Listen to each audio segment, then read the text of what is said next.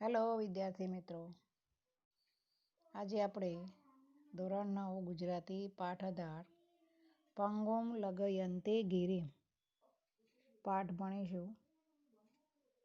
તો પંગુમ એટલે કે પાંગળો, લંગયતે એટલે કે ઓળંગાવે છે, અને ગિરિમ એટલે કે પર્વત. પાંગળો પર્વતને ઓળંગી શકે છે. તો આના કોઈ લેખક નથી, સંકલિત એટલે કે જે વ્યક્તિનો ઘટના બની છે એમાંથી એક ભાગ લેવામાં આવે છે.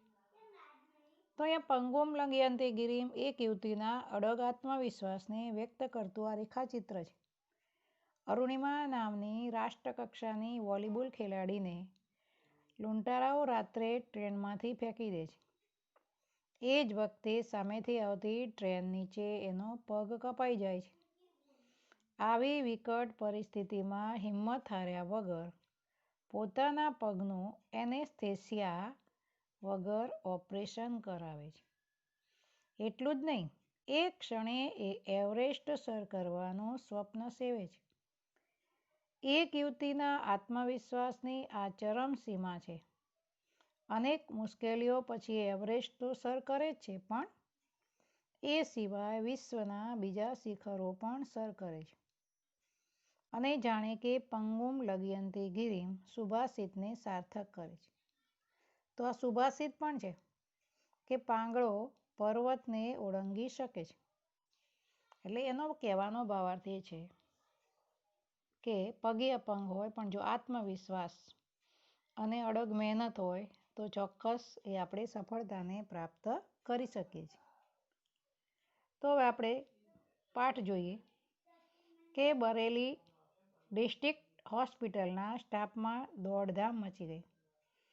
અરુણિમા નામની છોકરીના પગનું ઓપરેશન કરવાનું હતું, પરંતુ ચિંતાજનક બાબત એ હતી કે અહીં ન હતી લોહી માટે વ્યવસ્થા, કે ન હતી દર્દીને બેહોશ કરવા એનેસ્થેસિયાની સુવિધા. અરુણિમાએ અર્ધભાન અવસ્થામાં આ અંગેની ચર્ચા સાંભળી અને ડૉક્ટરને હિંમતથી કહ્યું, સરજી, મારો પગ કપાયો. હું આખી રાત રેલવે ટ્રેક ઉપર પડી રહી. મેં ભયંકર વેદના સહન કરી. તો હવે તો તમે મારા ભલા માટે મારો પગ કાપશો ને? હું સહન કરી લઈશ. એની અડગતા જોઈ ડૉક્ટર અને નર્સ આભા બની ગયા. એની માનવતા જાગી ઉઠી. હોસ્પિટલના ડૉક્ટર અને ફાર્માસિસ્ટે રક્તદાન કર્યું અને એનેસ્થેસિયા વિના અરુણિમાના પગનું ઓપરેશન થયું. ભયંકર વેદનાભરી સ્થિતિમાં તેનો પગ અલગ કરાયો. એ પીડાનું સ્મરણ આજે પણ એના રૂવાડા ઊભા કરી દે છે. તો અહીંયા અરુણિમા નામની જે છોકરી છે અને એ છોકરીના પગનું ઓપરેશન કરવાનું હતું. ચિંતાજનક બાબત એ હતી કે લોહી માટે એની કોઈ વ્યવસ્થા નહોતી. એનેસ્થેસિયા એટલે કે ઓપરેશન કરવા માટે જે બેભાન કરવા માટે આવે છે, એ બેભાન કરવાની અર્ધભાન અવસ્થાની પણ સુવિધા નહોતી. તો એને હિંમતથી ડૉક્ટરોને કહી દીધું કે મારી વેદના ભયંકર છે, છતાં પણ મારા ભલા માટે મારો પગ કાપવાનો છે, હું સહન કરી લઈશ. આ જોઈ ડૉક્ટરોને પણ નવાઈ લાગી અને તેમની માનવતા જાગી ઉઠી. હોસ્પિટલના ડૉક્ટર અને ફાર્માસિસ્ટે રક્તદાન કર્યું. તો ફાર્માસિસ્ટ એટલે કે જે નર્સો છે એ બધાને રક્તદાન કર્યું. એનેસ્થેસિયા વિના અરુણિમાના પગનું ઓપરેશન થયું. ભયંકર વેદનાભરી સ્થિતિમાં પણ એનો પગ અલગ કરાયો અને આજે પણ એ યાદ કરીએ તો એક દુઃખ થાય છે એવી ઘટના છે. 2021 11મી એપ્રિલ અરુણિમા CISIમાં જોડાવા માટે ઇન્ટરવ્યૂ આપવા પદ્માવત એક્સપ્રેસમાં લખનૌથી દિલ્હી જઈ રહી હતી. તો CISF એટલે કે central institute of security course એનું નામ છે. તે એમાં જોડાવા માટે ઇન્ટરવ્યૂ આપવા પદ્માવત એક્સપ્રેસમાં લખનૌથી દિલ્હી જઈ રહી હતી. ત્યારે કેટલાક બદમાશોએ એને સોનાની ચેઇન ખેંચવા પ્રયાસ કર્યો. ડબ્બામાં મુસાફરોની હાજરીમાં આ ઘટના બની પણ કોઈએ એનો વિરોધ ન કર્યો. કોઈએ એમને અટકાવ્યા નહીં. વોલીબોલની રાષ્ટ્રકક્ષાની રમતવીર રહેલી અરુણિમાએ સામી લડત આપી. એ ઝઝૂમી, પરંતુ એકલી અને અસહાય હોવાથી બદમાશોએ તેને ટ્રેન બહાર ફેંકી દીધી. તો અહીંયા જ્યારે ઇન્ટરવ્યૂ આપવા જતા હતા ત્યારે ગાડીમાં કેટલાક બદમાશો એને સોનાની ચેન જે પહેરી હતી અરુણિમાએ, એની ચેન ખેંચવા માટે પ્રયત્ન કર્યો અને ડબ્બામાં આ ઘટના બની પણ કોઈએ એનો વિરોધ ન કર્યો. એકલા અરુણિમા એની સામે ઝઝૂમતા રહ્યા.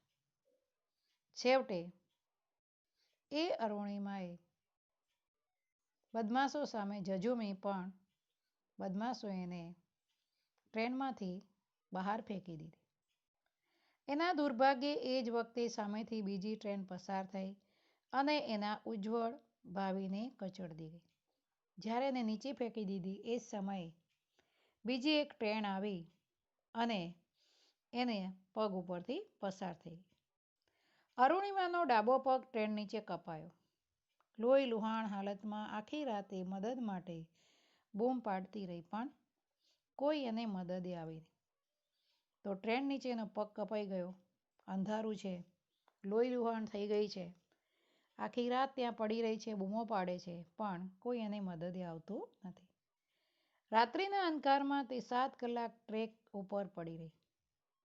ત્યાંથી 49 ટ્રેન પસાર થઈ ગઈ પણ આ કસોટી કાળમાં એની મદદે કોઈ ફરક્યું નહીં. માત્ર એના કપાયેલા પગના માંસની મિજબાની માણવા ઉંદરો આવે.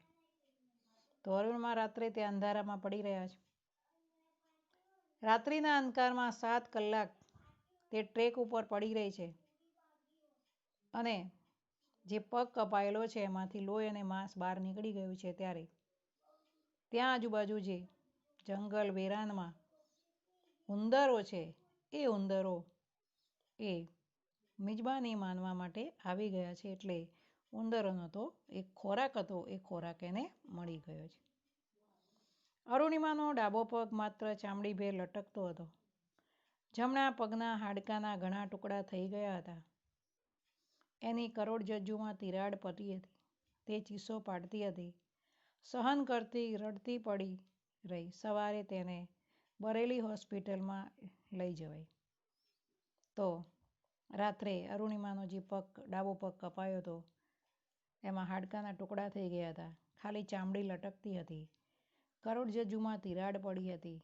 ચીસો પાડતી, સહન કરતી ત્યાં આખી રાત પડી રહી અને સવારે એમને બરેલી હોસ્પિટલમાં લઈ જવાઈ.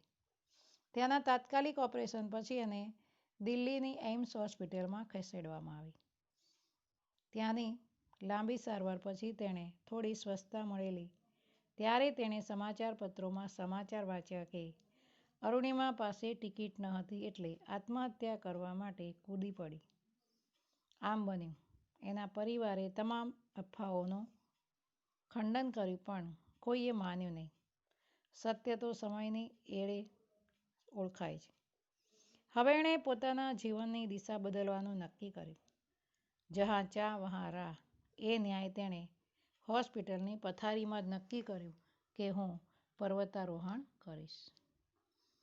તો અહીંયા જ્યારે એમને ઓપરેશન કર્યા પછી દિલ્હી ખસેડવામાં આવ્યા ત્યાં